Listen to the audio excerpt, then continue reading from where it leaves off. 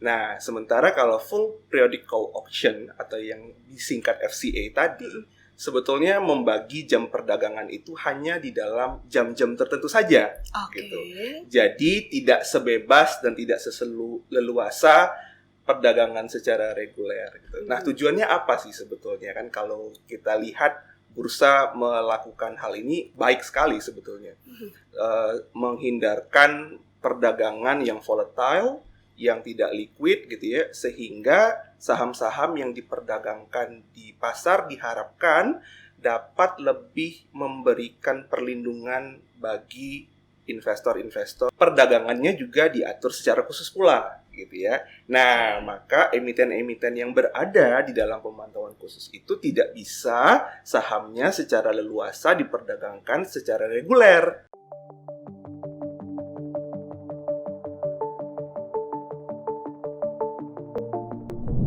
Rekan Bincang, jumpa lagi dengan saya Emi Kuswandari dengan Bincang Emiten pada kesempatan kali ini. Nah, saya ingin berbagi informasi terlebih dahulu nih. Beberapa waktu yang lalu, Bursa Efek Indonesia sudah menetapkan penyesuaian terhadap implementasi papan pemantauan khusus tahap 2 atau Full Periodic Call Auction atau FCA yang berlaku di awal-awal tahun 2024. Dan hasil post implementation review papan pemantauan khusus tahap 2. Kayaknya saya ngerti banget gitu ya, padahal enggak. Nah, di kesempatan kali ini saya pengen mengajak rekan bincang untuk ngobrol dengan narasumber kita yang asik banget karena kami seumuran. Ada Pak Michael Hadi Laya, dosen Sekolah Tinggi Ilmu Hukum Litigasi. Pak Michael, atau saya panggilnya enaknya Bro Michael aja nih ya. Boleh Mbak Emi, bisa Mike, bisa Tol, bisa Michael, terserah. Gitu ya. Gitu. Panggilan kesayangan apa? Oh, nggak boleh ya. Kokokel.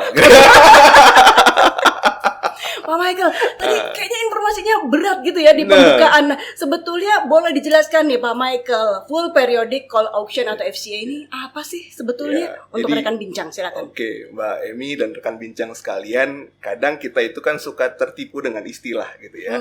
Kita lihat ada FCA lah, keingetnya malah FBI gitu kan, ada serem-serem duluan gitu kan. Padahal sebenarnya ini sebuah mekanisme yang lumayan simple sebenarnya, sederhana gitu ya, di mana full periodic call auction ini mengubah gitu ya, atau bukan mengubah lah. Saya bilang mengubah karena kita terbiasa dengan perdagangan reguler yang berlangsung secara real time gitu ya. Nah, sementara kalau full periodic call auction atau yang disingkat FCA tadi, sebetulnya membagi jam perdagangan itu hanya di dalam jam-jam tertentu saja, gitu. Jadi tidak sebebas dan tidak leluasa perdagangan secara reguler. Gitu. Nah, tujuannya apa sih sebetulnya kan? Kalau kita lihat bursa melakukan hal ini baik sekali sebetulnya, menghindarkan perdagangan yang volatile, yang tidak liquid gitu ya, sehingga saham-saham yang diperdagangkan di pasar diharapkan dapat lebih memberikan perlindungan bagi investor-investor yang berinvestasi di pasar modal. Itu tujuannya ya. Tujuannya. Jadi bagus banget. Tapi ada nggak sih sisi yang kurang menguntungkan nih untuk dua belah pihak gitu ya dari calon investor dan juga sebaliknya ini. Nah, sebetulnya ya yang namanya kalau kata Bunda Dorce itu kan kesempurnaan hanya milik Allah gitu ya. Jangan lihat saya dong. Bukan Bunda ya. Salah dan lupa punyanya manusia gitu ya. Nah, kalau misalnya kita ngomong soal sistem FCA ini sendiri ya, sebetulnya ini sistem yang baik gitu ya. Tetapi memang ada pro cons yang mengikutinya karena memang ada implikasi nih dari setiap pilihan dan tindakan yang kita ambil. Nah, seperti yang tadi saya sampaikan di depan, FCA ini kan terjadi bukan untuk semua saham nih gitu ya. Tetapi hanya saham-saham yang oleh bursa dilihat atau masuk dalam kriteria saham-saham yang akan ditaruh di dalam papan pemantauan khusus. Nah, apa-apa aja itu? Gitu ya? Ada apa-apa aja itu, ada beberapa gitu ya. Tapi paling tidak misalnya harganya di bawah 51 perak gitu ya, di beberapa waktu. Terus kemudian berada di dalam situasi khusus gitu ya, seperti dalam PKPU atau kepailitan. Nah, saham-saham yang dianggap perlu dipantau secara khusus itu, perdagangannya juga diatur secara khusus pula, gitu ya. Nah, maka emiten-emiten yang berada di dalam pemantauan khusus itu tidak bisa sahamnya secara leluasa diperdagangkan secara reguler. Nah, mereka lah yang kemudian menjadi dibatasi. betul, gitu kan. Nah, niatnya kan tadi baik nih, gitu ya, bahwa oke, saham-saham itu diharapkan mungkin volatile kondisinya gara-gara ada situasi khusus yang mengikutinya. Tapi pertanyaannya kan kemudian, apakah memang semua kriteria yang ada di dalam FCA itu mengakibatkan atau diakibatkan karena likuiditas yang rendah atau volatilitas yang tinggi, gitu ya. Nah, contoh sederhananya seperti kriteria kepailitan atau PKPU. Jadi Mbak, kita nggak bisa melepaskan konteks kepailitan atau PKPU di dalam konteks FCA ini dengan bagaimana PKPU yang ada di dalam hukumnya Indonesia itu sendiri.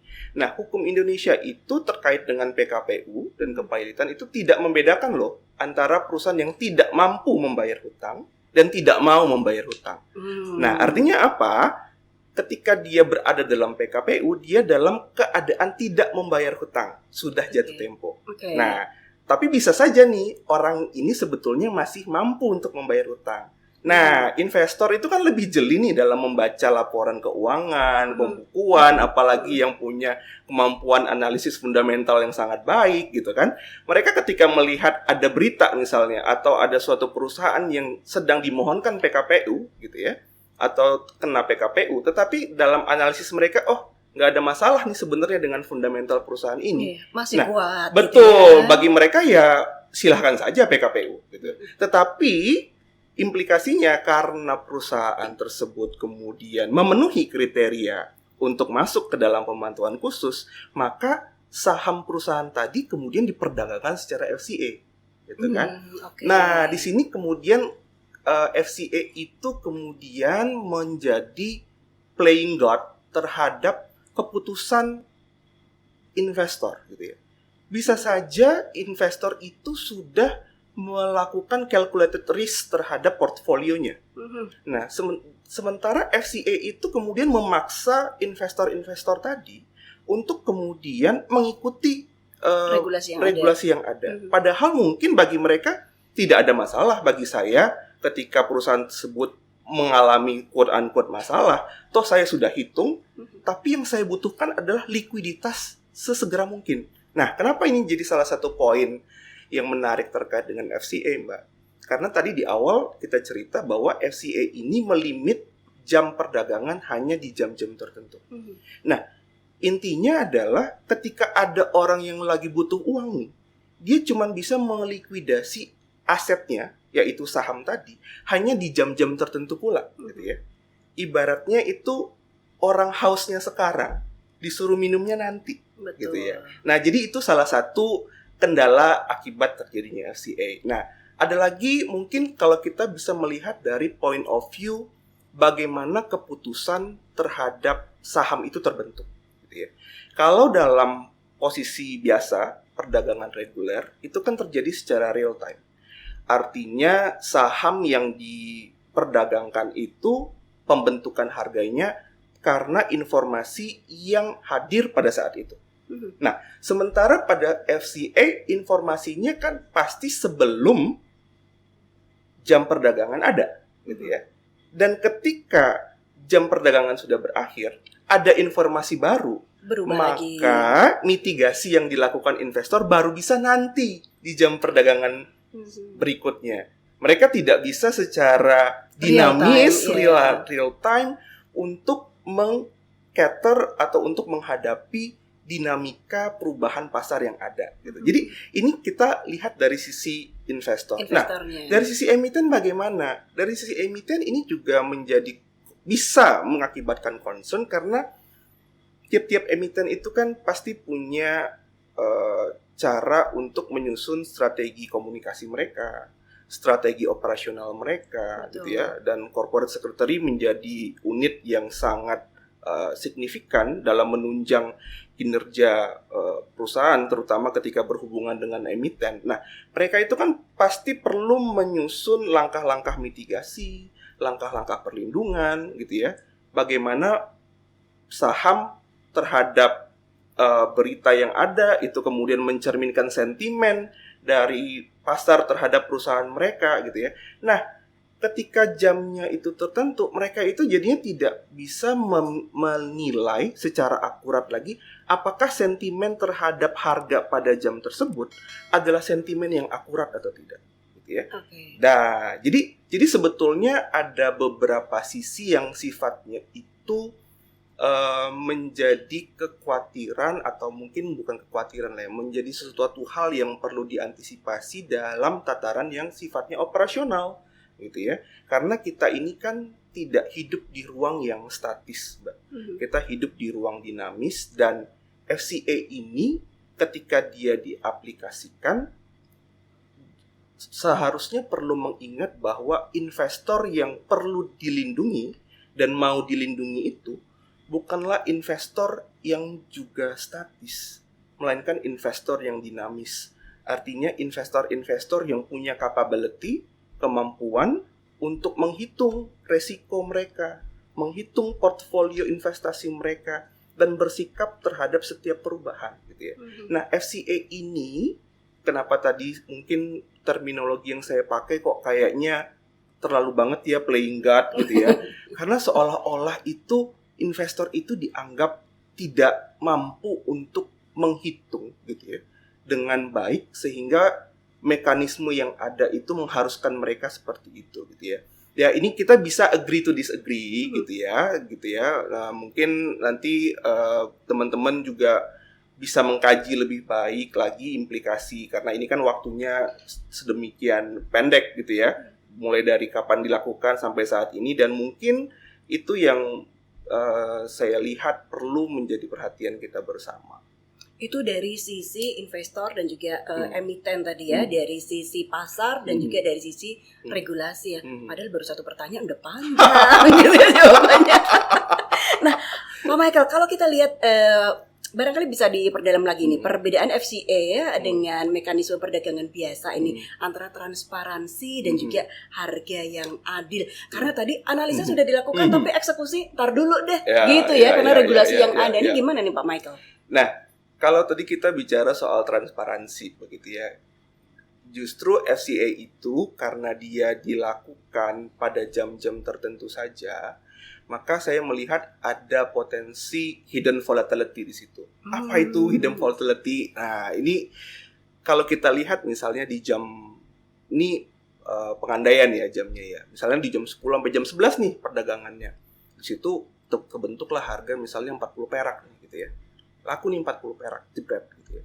Terus kemudian di jam berikutnya, misalnya di jam 3 gitu ya, tiba-tiba harganya udah tinggal 10 perak. Nah, mungkin kita cuma ngelihatnya satu kali gitu ya. Yang tadi. Iya, betul ya. Karena memang dia cuma ada 2 jam perdagangan misalnya begitu. Tetapi apa yang terjadi nih di antara 40 dan 10 ini gitu ya. Kalau di pasar reguler mungkin kita akan bisa ngeliat nih, oh kenapa dia dari 40 turun ke 30, 20 sampai akhirnya ketemu 10 gitu ya. Nah, itu yang kemudian gejolak bolak-baliknya itu kita bilang ini volatile gitu ya.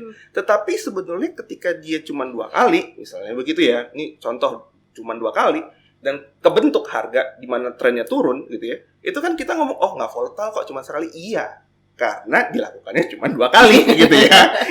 Tapi kalau misalnya kita pikirkan ini apa yang terjadi nih selama ini dari 40 ke 10 ini, apakah ujuk-ujuk atau tidak? Nah, itu tuh yang sebenarnya jauh lebih menarik untuk kita dan itu tidak muncul ya. Dan itu yang tidak muncul. Nah, jadi intinya apakah kita betul-betul menyapu bersih debu atau menyapu debu ke bawah karpet? Nah, gitu loh. Jadi kalau yang kita inginkan sebenarnya adalah perlindungan gitu ya kepada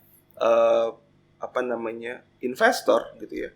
Kita kan sebetulnya datang dengan mekanisme yang justru memungkinkan investor itu melakukan tindakan yang memang benar-benar bisa dia lakukan, gitu ya. Membuka opsi sebanyak mungkin jalur komunikasi sebanyak mungkin sehingga options bagi investor untuk melakukan tindakan itu lebih banyak gitu ya. Jadi kalau kita bicara soal perlindungan kan sebetulnya jadinya agak miris gitu ya. Kalau misalnya nih ya, contohnya ada orang punya saham misalnya cuma 10 nih gitu ya. Tapi itu kan ketika dia tidak jual itu kan masih unrealized loss gitu ya. Nah, seberapa tahan dia dengan unrealized loss-nya itu kan tergantung dari orang masing-masing gitu kan. Nah, dan itu yang kemudian kita harus memfasilitasi dia untuk bagaimana mendapatkan informasi sebanyak mungkin gitu ya tentang sahamnya sehingga keputusan dia untuk cut loss sekarang atau tetap bertahan gitu ya atau justru dia serok bawah gitu ya misalnya itu adalah keputusan yang hadir dari pertimbangan yang rasional bukan karena pertimbangan yang emosional gitu ya tidak karena ketakutan tidak karena ikut-ikutan teman gitu ya. Nah itulah sebetulnya kalau kita ingin perlindungan kepada investor pasti itu juga otomatis kita bicara juga terhadap perlindungan kepada emiten. Jadi kita nggak bisa cuman satu sisi saja nih melihat persoalan. Apakah dengan ini Pak Michael juga ingin menegaskan bahwa ada sisi kelemahan dari regulasi ini? Yang namanya produk manusia pasti ada kelemahan, Bu, gitu ya. Makanya sebetulnya saya datang dengan berangkat dari poin bahwa FCA ini adalah sebuah alat yang baik. Tetapi alat yang baik pun perlu digunakan pada konteks yang baik pula gitu ya. Karena ketika kemudian kita bicara FCA, pertanyaannya kemudian apakah memang FCA ini adalah mekanisme dalam tanda petik untuk emiten-emiten terhukum gitu ya. Kan tidak gitu. Karena kalau kita lihat FCA itu sendiri sejarahnya di beberapa bursa yang ada justru digunakan untuk penentuan pembentukan harga di awal dan di akhir. Jadi dia itu bukanlah sebuah mekanisme untuk emiten-emiten terhukum gitu ya. Nah, tetapi dengan framework yang kita bangun sekarang timbul kesan kan seolah-olah FCA ini adalah untuk anak-anak yang sedang butuh didikan khusus, diterapkanlah treatment khusus gitu ya. Nah, gitu. Dan itu yang saya tidak ingin kita melihat FCA itu justru kena stigma semacam itu. Karena dia ini punya kebaikan. Kebaikannya apa gitu? Itu tadi. Melindungi untuk volatilitas tinggi dan juga untuk yang likuiditasnya rendah gitu. Jadi dia itu bukan suatu barang yang inherent secara naturel pada dirinya sendiri itu jelek, tidak gitu loh. Nah, jangan sampai justru respon kita dan tindakan kita yang kemudian mendikotomikan baik buruk itu dan kemudian meletakkan stigma yang tidak tepat pada FCA itu sendiri. Oke, menarik. Ini kayaknya juga sedikit banyak mencermati kekhawatiran para emiten nih terhadap adanya FCA karena dari Maret sampai sekarang tentu Bapak juga berinteraksi gitu ya, dapat masukan banyak ini dari emiten ataupun dari investor ini. Ini gimana nih Pak? Well, kalau kita lihat kan sebetulnya jadi begini Mbak, background saya itu kan saya itu sebenarnya juga kecelakaan masuk ke dalam capital market gitu. Saya itu backgroundnya lawyer gitu ya. Kemudian saya bekerja di salah satu capital market law firm top tier di Indonesia. Baru kemudian ada salah satu kliennya minta saya bergabung begitu ya sebagai emiten. Nah, disitulah kemudian dia emiten, disitulah saya kemudian berkecimpung gitu ya sebagai corporate secretary waktu itu. Nah, kemudian sekarang saya juga nyambi sebagai dosen gitu ya. Saya ketemu dengan berbagai macam respon dari berbagai kalangan gitu ya. Nah, banyak respon-respon itu saya lihat sebetulnya kekhawatiran yang berdasar. Karena memang banyak dari mereka itu melihat bahwa praktek ini justru tidak friendly bagi investor. Dan itu yang justru sebenarnya menimbulkan tanda tanya bagi saya. Bukankah FCA ini hadir justru untuk melindungi investor? Tetapi mengapa justru suara yang cukup kencang hadir dari investor-investor retail. Nah, itu yang kemudian membawa pertanyaan kepada saya tentang bagaimana sebuah regulasi di dalam pasar modal itu dibentuk sebetulnya gitu ya. Apakah proses hearingnya sudah tepat, yang dipanggil sudah tepat atau tidak gitu ya.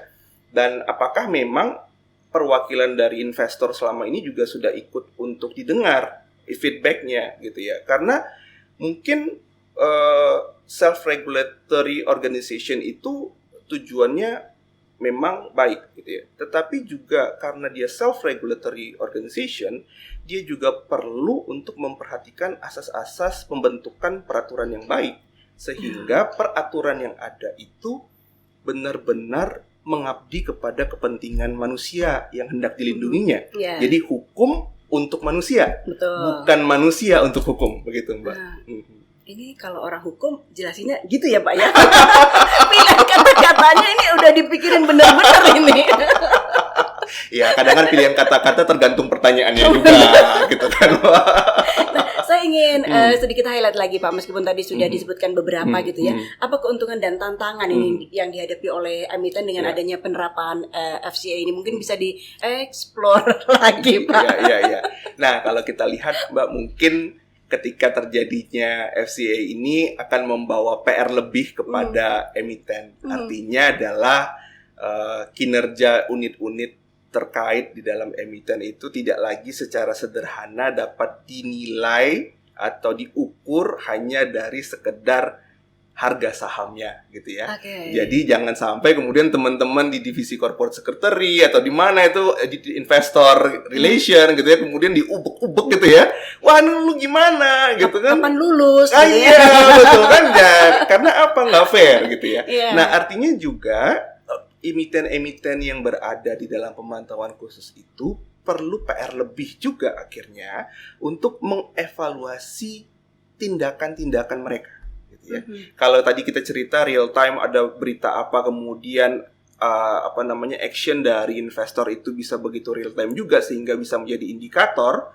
Nah, dalam FCA kan hal itu menjadi agak tidak terlalu dapat diandalkan untuk sebagai proses pengambilan keputusan. Nah, disitulah kemudian emiten perlu mengambil langkah lebih dengan misalnya berkomunikasi dengan investor yang ada gitu ya, sehingga menimbulkan keyakinan juga kepada investor-investor baik institusional maupun perorangan bahwa fundamental perusahaan mereka tetap kuat, tetap baik, kinerjanya tetap baik gitu ya. Karena at the end of the day kalau kita bicara pasar modal kan sebenarnya ini komoditi utamanya adalah informasi gitu ya Mbak. Kita cerita tentang informasi, kita cerita soal trust, kita cerita soal integrity gitu ya, dan di situ sebenarnya kemampuan perusahaan sebagai organisasi, institusi dan juga perorangan yang memiliki kemampuan interpersonal dengan baik untuk dapat mengkomunikasikan kondisi yang real dalam perusahaannya. Ada batas waktu nggak sih dari regulasi tersebut sampai kemudian si emiten ini lolos dari pengawasan ini? Ya, ada Mbak. Saya lupa nih angka pastinya gitu ya. Berapa lama gitu, tapi ada. Jadi ini tidak abadi gitu ya, dan tidak cuma soal sekedar waktu, tapi juga ketika ada kondisi-kondisi yang sudah tidak lagi terpenuhi, emiten juga sudah tidak lagi berada dalam status FCA gitu ya. Jadi jangan takut dan jangan putus asa gitu ya. Kita tidak perlu terlalu pesimistis juga ketika berada dalam papan pemantauan khusus dan kemudian kekhawatirannya berlebihan gitu. Saya rasa juga itu tidak baik gitu ya. Jadi yang perlu kita ingat bahwa ini badai pasti berlalu. Iya, karena khawatir aja nih sekretari, corporate sekretarinya nanti kesehatan mentalnya terganggu nih lama-lama dalam pengawasan gitu ya, karena ditekan dari manajemennya gitu kan. Itu sudah jadi job desk-nya korsek untuk tertekan. benar. Nah, apakah ada sektor-sektor tertentu yang diuntungkan atau dirugikan dengan FCA ini? Oke, jadi kalau kita lihat sektor yang diuntungkan atau dirugikan ya sebenarnya ini kan tidak menyasar secara khusus ya Mbak. Tapi kalau dalam framework umum, kalau kita lihat tadi sebenarnya, makanya tadi saya berangkat dari FCA ini jangan dilihat sebagai mekanisme hukuman gitu ya. Tapi memang ini sesuatu metode yang awalnya diciptakan untuk tujuan yang memang baik pula gitu. Artinya sektor-sektor yang diuntungkan adalah sektor-sektor yang punya kelemahan di bidang yang ingin dihadapi oleh FCA. Apa itu? Volatilitasnya tinggi gitu ya, atau likuiditasnya rendah. Nah, contohnya apa nih? Ya, usaha-usaha UMKM lah. Misalnya kita lihat di papan-papan yang tidak terlalu liquid begitu ya. Nah, sebenarnya justru ini bisa diaplikasikan ke sana gitu ya, sehingga ketika UMKM itu mereka kan bursa kita juga oke dengan UMKM melantai di bursa gitu ya. Nah, di papan akselerasi ya kalau saya nggak salah. Nah, justru ketika mereka itu baru berusaha, kemudian orang juga tidak terlalu kenal dengan emiten ini siapa sebetulnya gitu ya, dan kemudian juga untuk menarik transaksi terhadap emiten ini ya justru di hal-hal di emiten-emiten tersebut mereka itu diterapkan diterapkan FCA gitu ya, karena tadi memang FCA ini bukan untuk menghukum gitu ya, tetapi bisa juga dalam konteks mendampingi jadinya ya. Iya, betul gitu. Jadi kita ngelihat hal itu kan tidak hitam putih ya, tetapi dunia ini kan juga berwarna-warni gitu ya, seperti pelangi. Nah, kita jangan cuma ngelihat oh ini baik, ini buruk, enggak. Di antara baik dengan buruk itu ada banyak warna yang kita kemudian bisa melihat, sehingga kehidupan pasar modal kita ini bukan kehidupan yang monoton, tetapi kehidupan yang dinamis gitu ya. Kayak baju Mbak kan warna-warni nih, bagus gitu kan. Nah, begitulah gitu kan. Seharusnya dunia pasar modal itu penuh dengan keceriaan dan warna, sehingga orang itu happy gitu loh, involved ke dalam capital market. Tapi saya pengen tanya juga nih, ada tidak sih keterjebakan dari investor gitu ya? Kalau analisanya tajam, melihat perusahaannya kuat, barangkali dia akan buying banyak gitu ya.